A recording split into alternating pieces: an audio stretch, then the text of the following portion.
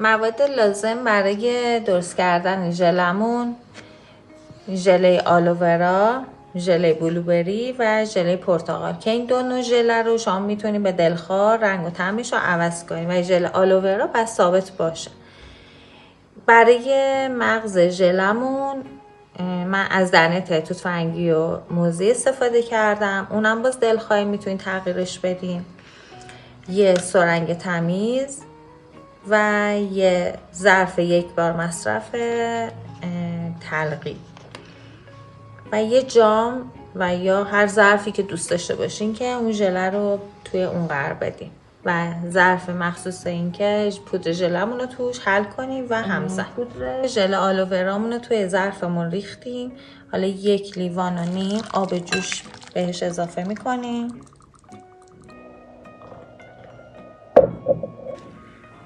و همش میزنیم و وقتی با آب جوشیدمون حل خورد اینو روی کتری میذاریم و به صورت بنماری با بخار میذاریم که قشنگ به ما یه مایع رقیق و شفاف بده. وقتی قشنگ دونه ها حل شد اون موقع میریم برای مرحله بعدش.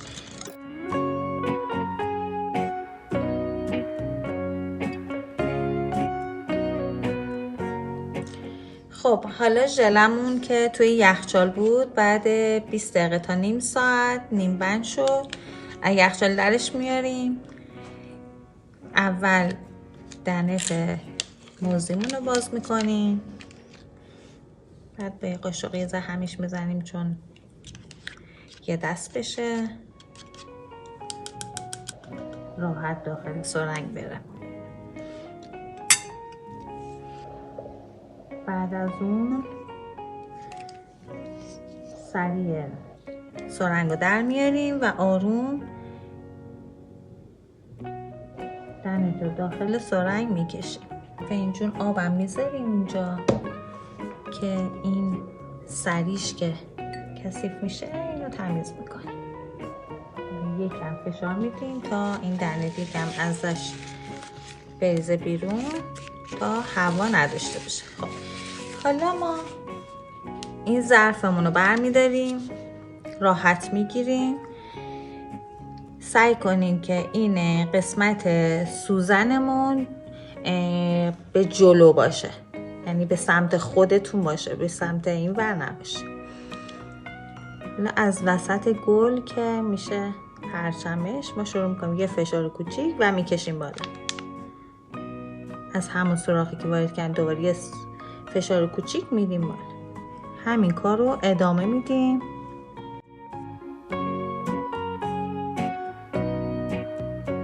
الان از این ور ببینیم بخار کرده، این حالت پرچم داره. میتونیم پرچمتون رو پرتر انجام بدیم. این یه فشار میدیم میکشیم بیرون، این سرش حالت گرد میشه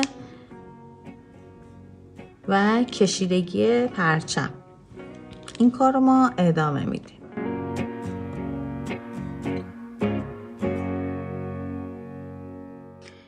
حالا پرچممون به این حد که رسید حالا میریم سراغ گلمون که من رنگ صورتی توت فرنگی دنه رو انتخاب کردم.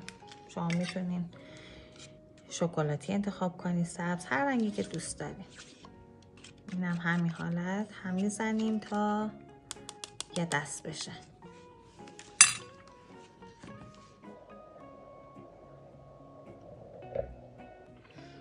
خب اینجا مثل همون حالته، فقط فرقش اینه وقتی از همون سوراخی که وارد کردید سعی کنید از همونجا وارد بشه که زیاد پارگی ایجاد نشه، که ژلتون قیافش خوب نشه، این حالت برش بشه. از همینجا وارد میکنیم. فقط اینو باید یه مقدار به این سمت چپ و راست بکشین.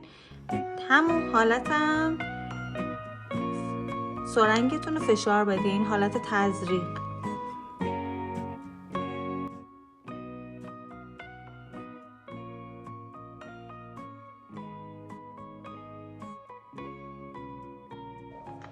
ردیف اول رو زدیم،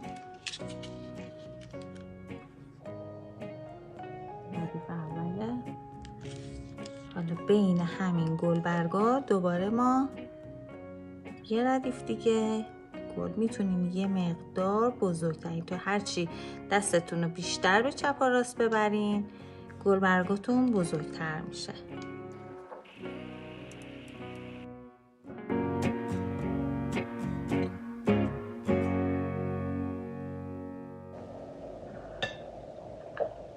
به این حالت گل ما به همین راحتی درست میشه. اینم بغلش، اینم از نمای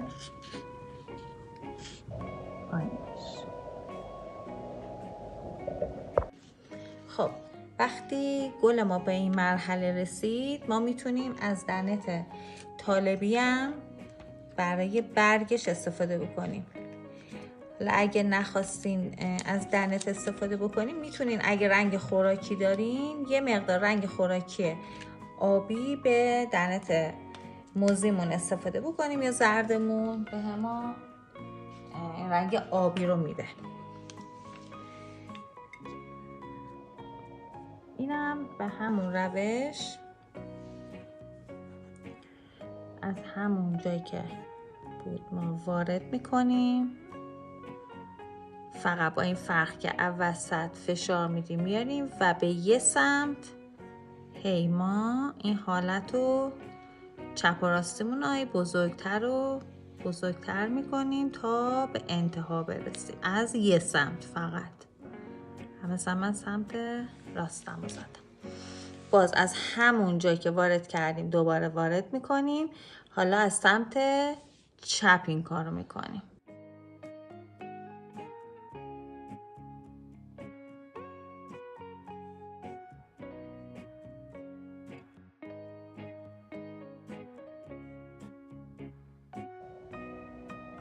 به این حالت ما برگمون رو میزنیم.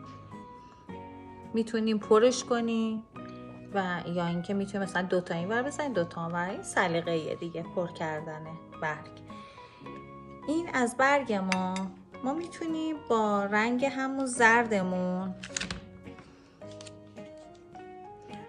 توی گلمون حالت شکوفایی کوچولو بدیم که همین وارد میکنیم و میکشیم. این حالت میشه.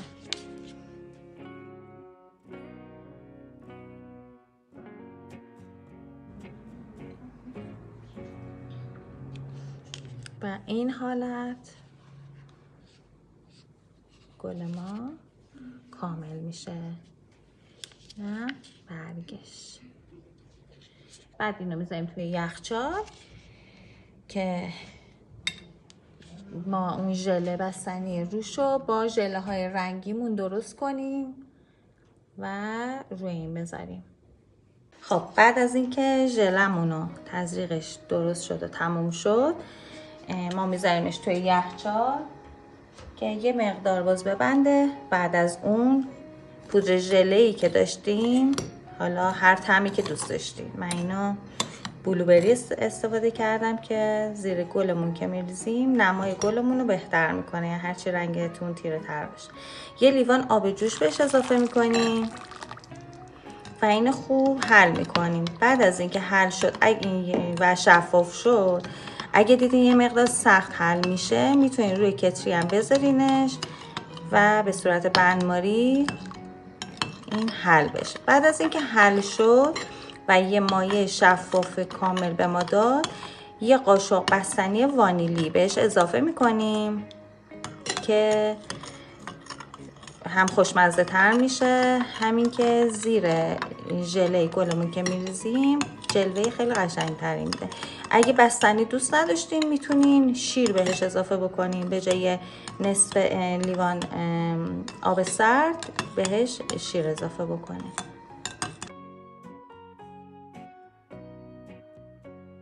بستنی وانیلی بهش اضافه میکنیم که تو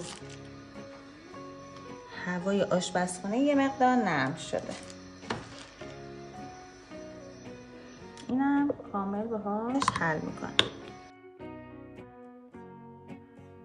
بعد از اینکه حل شد و صاف شد روی ژلمون اضافه میکنیم. همین حالت میتونیم رنگای مختلف هر چند رنگی که دوست داشتین درست بکنین و لایه اولی که ریختیم میذاریم یخچال، خودشو که بست نیم بند یعنی شد، لایه دومو بهش اضافه میکنیم. حالا هر رنگی که دوست داشتین، هرچی رنگ بشه خب قشنگتر میشه.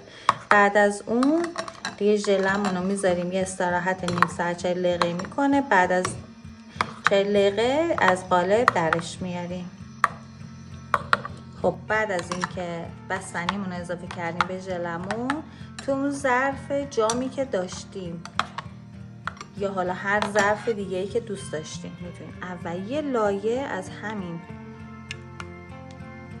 ژل بستنی میریزیم.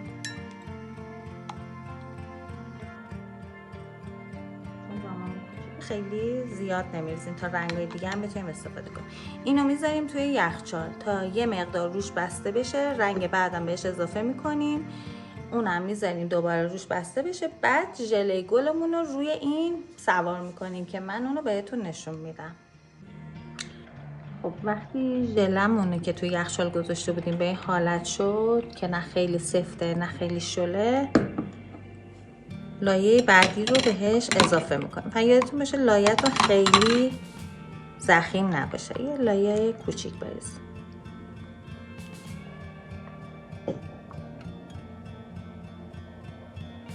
اینم میذاریم توی یخچال روش که گرفت. بعد میایم اون ژله گلمون رو روی این سوار میکنیم. خب بعد از اینکه ژلمون گرفت توی جام، این رنگاشه، اون ژله گلمون رو یه ظرف آب گرم میذاریم کنار دستمون. حالا توی سینک هم میتونین انجام بدین ولی حالا من آوردم اینجا. یه دورگیری میکنین یواش.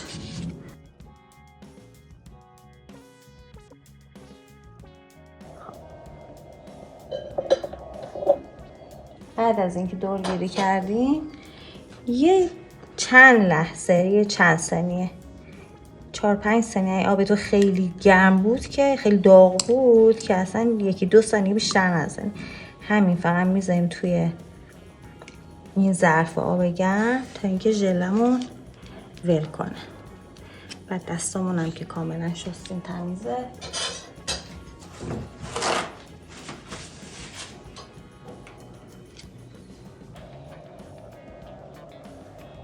دستمون رو میذاریم با دست یواش ژلمون از دیواره رها میکنیم. ژله قشنگ آزاد شد. دستمون رو میذاریم و ژلمون رو برمیگردیم. یه فشار کوچیک که بدیم ول میکنه و ما اینو قرار میدیم روی این ژلمون. ژلمون که درآوردیم گذاشتیم روی جاممون.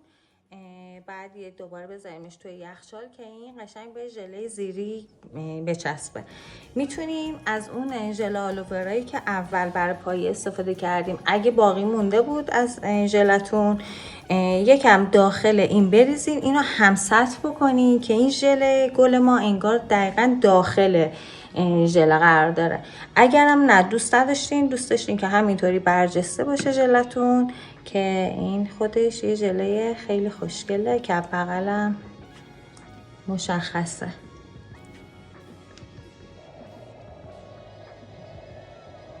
هم میذاریمش تو یخچال. بعد که صفر شد دوباره می‌ریم.